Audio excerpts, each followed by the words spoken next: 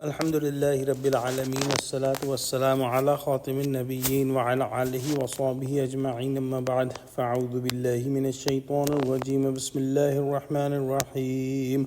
Qala Allahu ta'ala fi Surah Tawba, Ya ayyuhan nabiyyu jahidil kuffara wal munafiqina waghluz alayhim وَمَأْوَاهُمْ جَهَنَّمُ وَبِئْسَ الْمَصِيرُ. Translation: O Prophet, strive hard fighting against the disbelievers and the hypocrites, and be firm against them, and their ultimate refuge place is the hell, and worst is that destination.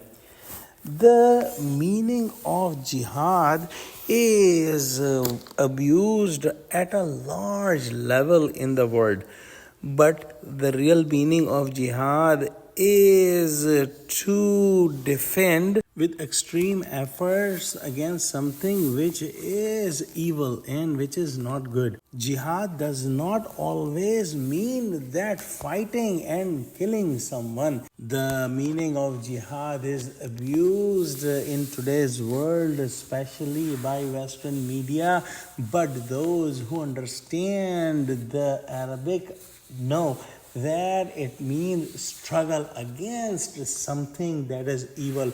For example, in a famous hadith, Prophet Muhammad said that the big jihad is fighting against someone's own bad ideas and bad thoughts, which is called jihad bin nafs. So in today's ayah, Allah subhanahu wa ta'ala has mentioned the jihad against the disbelievers and hypocrites, and we know that throughout the life of Prophet Muhammad sallallahu alaihi wasallam there was not a single incident where Prophet Muhammad sallallahu alaihi wasallam did any jihad, meaning fighting with the sword against the hypocrites, and it never happened.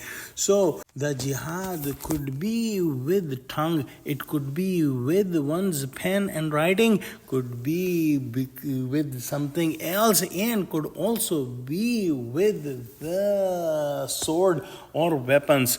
But Allah subhanahu wa ta'ala has mentioned in this ayah that the Prophet Muhammad sallallahu alaihi wasallam should be strict against these hypocrites, and this ayah came at the time of Tabuk, where the hypocrites came in front very bluntly and they showed the Muslims their hypocrisy. Before that, Prophet Muhammad sallallahu alaihi wasallam has always been very loving and caring to the Muslims in general, and also with these hypocrites, because these hypocrites would come under the cover of Islam. They used to call themselves Muslim, and Allah subhanahu wa ta'ala said that now Prophet Muhammad sallallahu alaihi wasallam should be more strict against the hypocrites and disbelievers, because at that time the hypocrites came openly against Islam and Muslims, and at that time it was commanded that these people are not going to respond with sweet and caring attitude, but they will respond if they are dealt with strictness. So this will be their punishment in this world, that Muslims will deal with them with strictness, and in hereafter their final destination is the hellfire, which is the worst place possible.